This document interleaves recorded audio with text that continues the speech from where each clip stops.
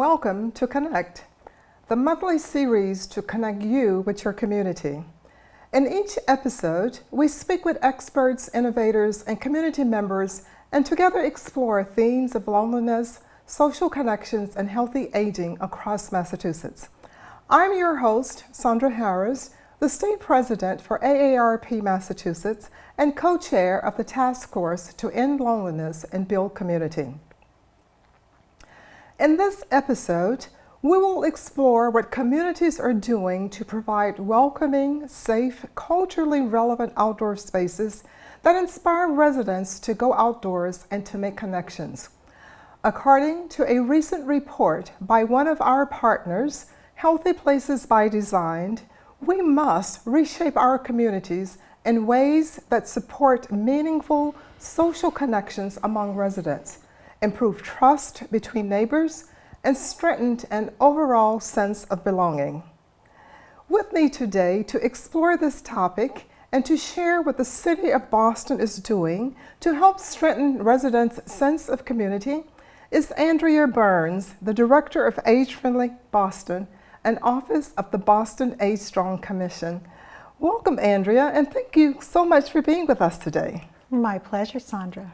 Thank you. Andrea, before we get started, what is an age-friendly community and what is its primary focus?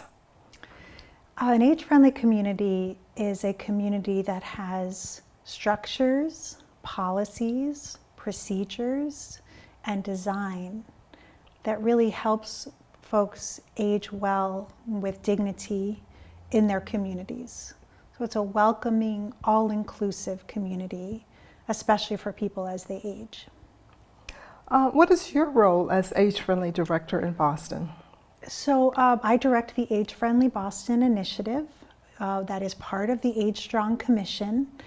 And my role is just to oversee the work that the Age-Friendly team is doing.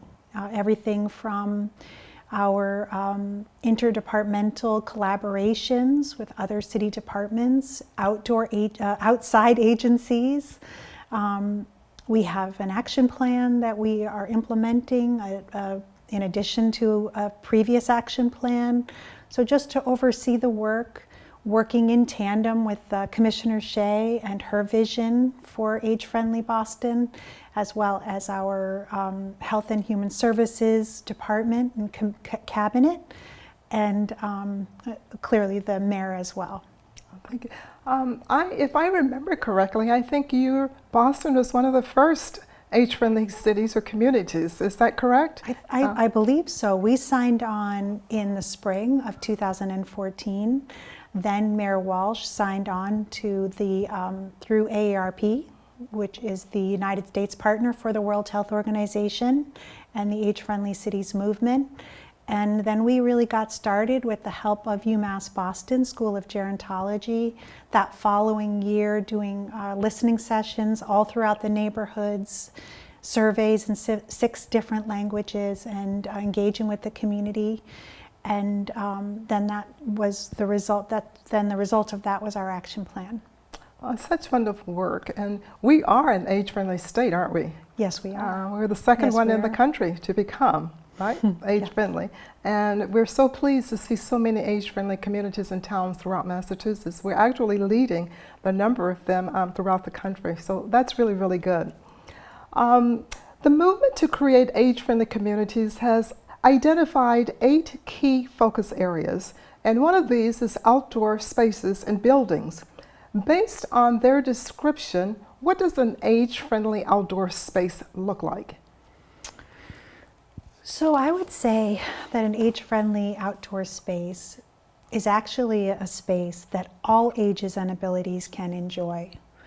So if you're thinking of a mom or a dad with a small child, it could be a space that has a bench, has shade, has a water fountain, perhaps a publicly accessible restroom, spaces that are safe from cars, that have shade from trees. So I would say that it's a space that is actually good for all ages and abilities, that everyone can enjoy together sort of on equal playing field, and that is separate as much as possible from any sort of danger like car traffic, and is sort of built saying, come and join me.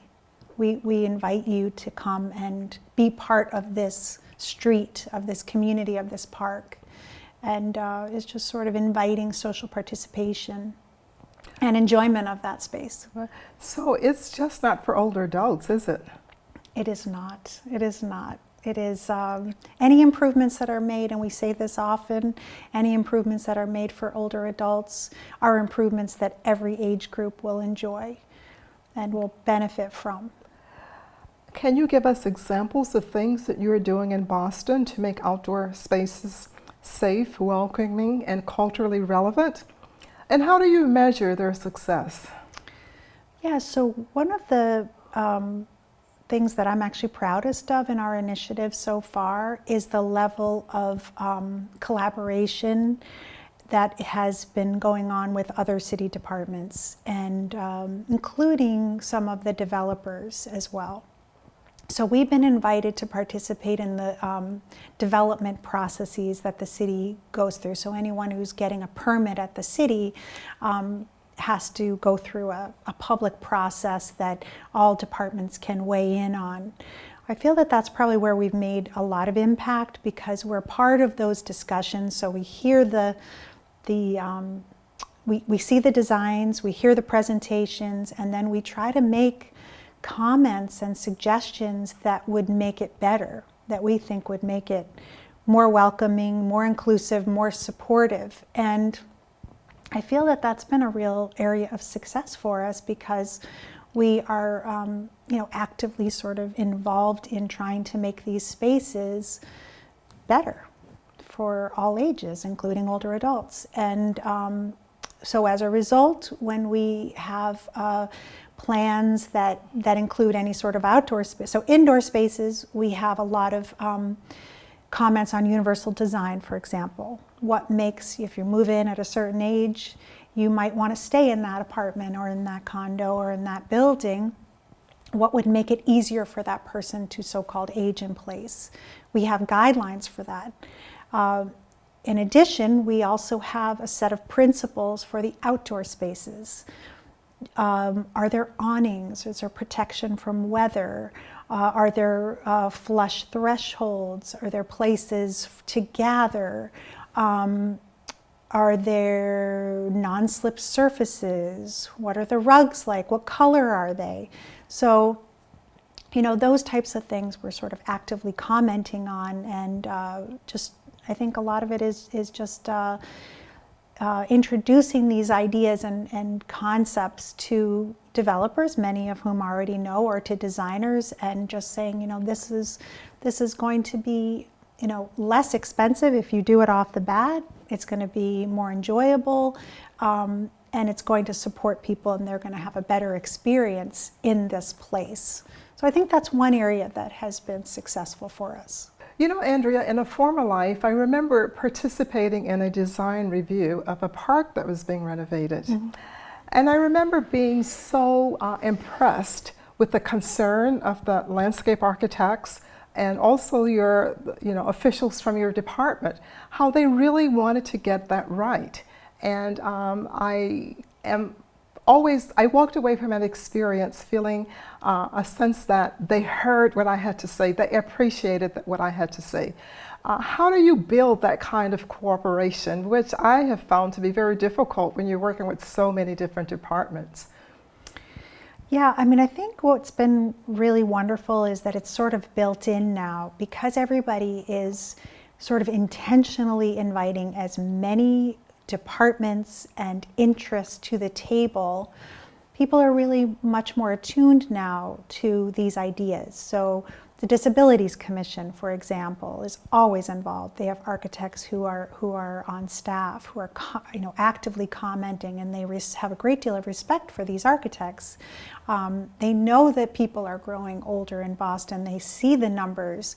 Again, I think as a result of doing this work, people are learning just that we'll be interacting with a lot more older adults. All of us hopefully will be getting older if we are so lucky. And so I think people see themselves in that as well, and they know that it's true. They have family members, they have parents, they have children, they have people are aware that this is going on in society right now. And so I think a lot of times they're just more open to these ideas. And there just has been a real move, I think, a movement to on the part of city and city processes to just integrate as many departments from the start, and hopefully for a better outcome.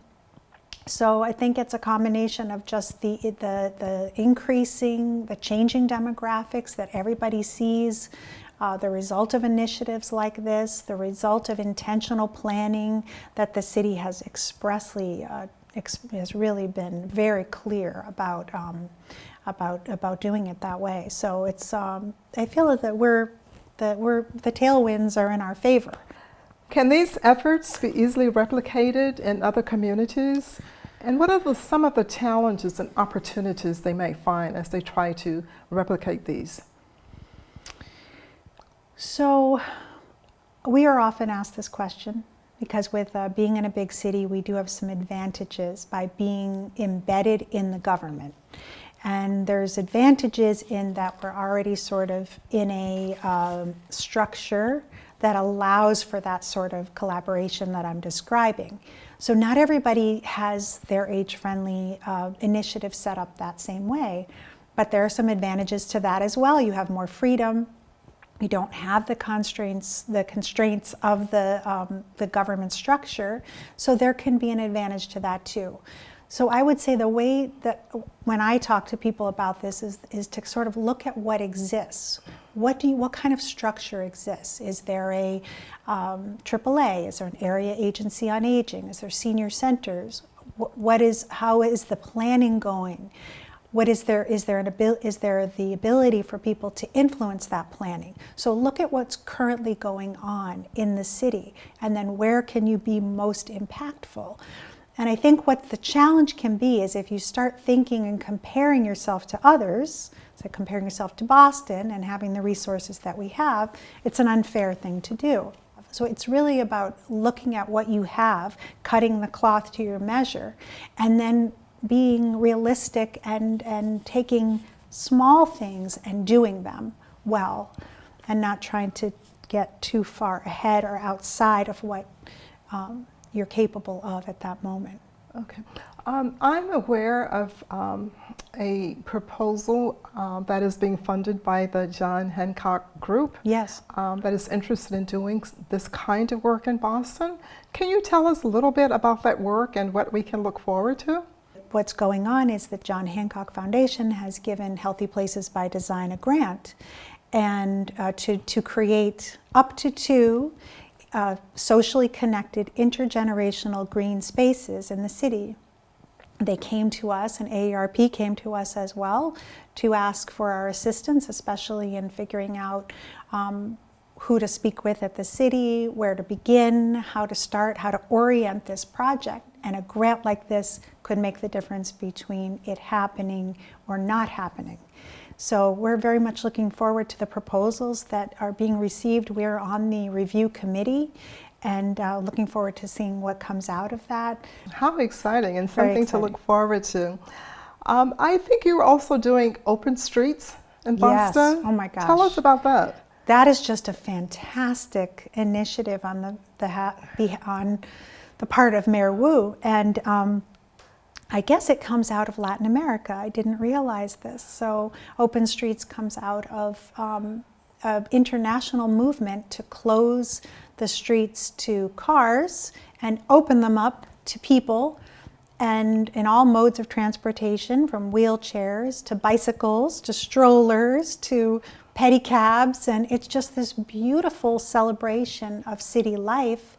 And I've participated in 2 so far. There's one coming up in Dorchester, but they are this incredible initiative that has been one day. It would be lovely to do it, perhaps more often, but it It's a relaxing, enjoyable, and joyful way to experience the city and the streets of the city without the stress that a lot of times accompanies And city life. these only happen for a day or two, or Yes. it's not a permanent thing? It's not permanent. So they shut down the vehicle traffic from 9 to 3 in Jamaica Plain on Center Street, and then in Roxbury from Blue Hill between Dudley and Warren. So it's about a mile, almost a mile and a half closed, but then all the businesses are out. They're doing acupuncture. There's Oh, wow. I mean, amazing, just a whole range of things, beautiful cultural dancing and celebrations and things for children and things for older adults and things that just so hopefully everybody can enjoy. Okay. As I think about other programs that are very popular in Europe, for example, I'm aware of the Happy to Chat bench. And ARP Massachusetts is really offering fundings for communities to bring that Happy to Chat bench to the Commonwealth.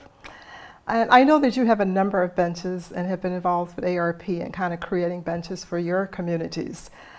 Can you share how you're using the benches and what the experience is like for the city and your residents? The bench project has been an incredible adventure and a very interesting one, honestly, because there's a lot of factors that come into play when you're thinking about benches.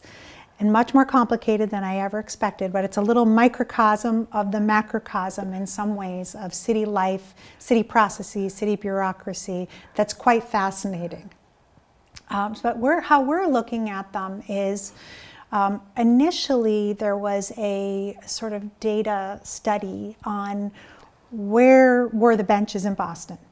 And so initially we're trying to make balance. So a lot of places in the city were underserved by benches. So we wanted to initially fill in that gap. So where were there places that maybe had 4 benches where somewhere else had over 100? So we cited benches in those places first. Then we're thinking about so they were all in business districts, so all in the main streets districts and in the business districts, because we didn't want them to be in residential areas. We wanted to keep them in the business district as a way to making the point that benches and support help people to become independent or be independent, patronize the businesses, have free access to all of the things that the city has.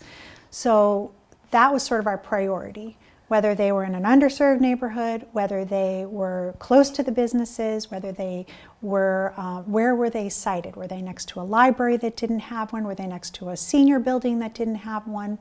A lot of times we would put the benches facing each other with the hopes that that would encourage conversation, like the Grove Hall Senior Center on Geneva Avenue in Dorchester, they're facing one another.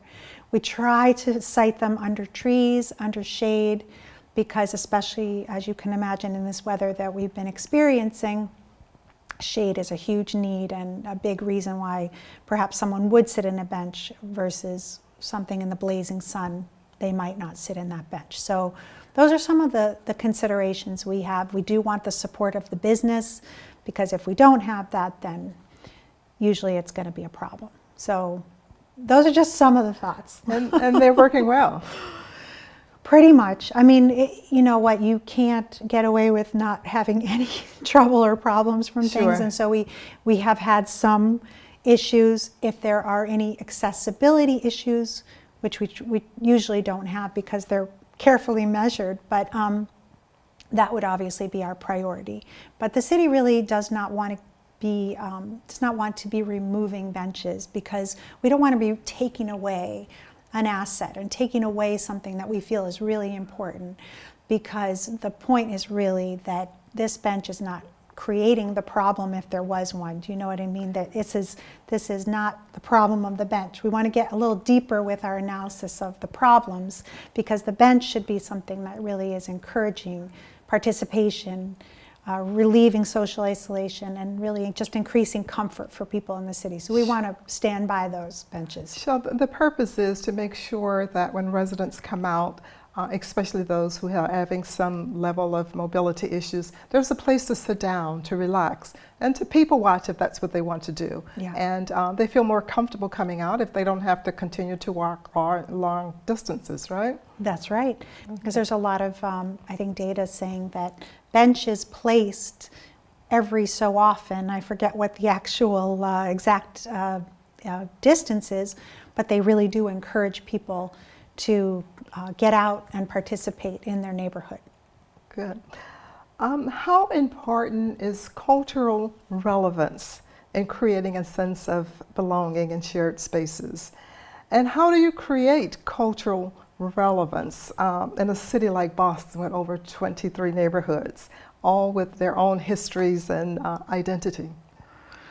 Yes, it's a great question, and I think the answer really comes from the people in that neighborhood.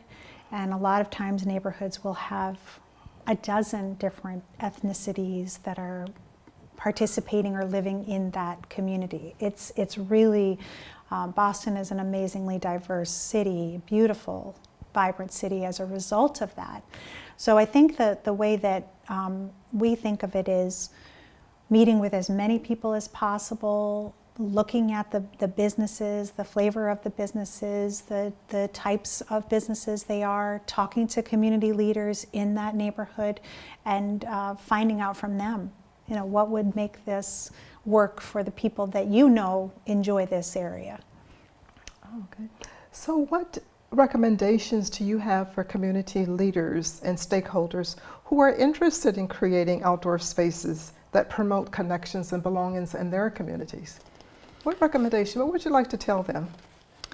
I would say, as much as possible, do get some community input on that and really see if you can invite ideas from people.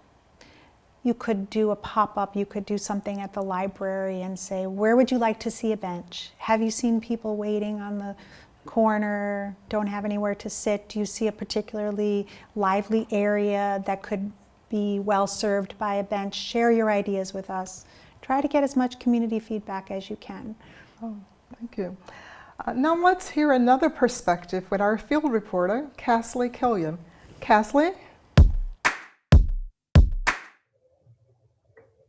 Thank you, Sandra. Today I'm joined by Michael Keamy, a resident in Boston. Thank you so much, Michael, for joining us today. Sure, glad to be here.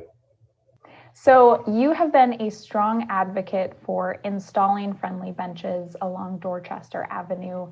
Tell us about why that is. Where did that motivation come from? I just took the reins and started an organization called the Dorchester Avenue Vision Committee, which is just a group of residents that live in the neighborhood who get together monthly, and we just try to make small improvements as we can to the avenue.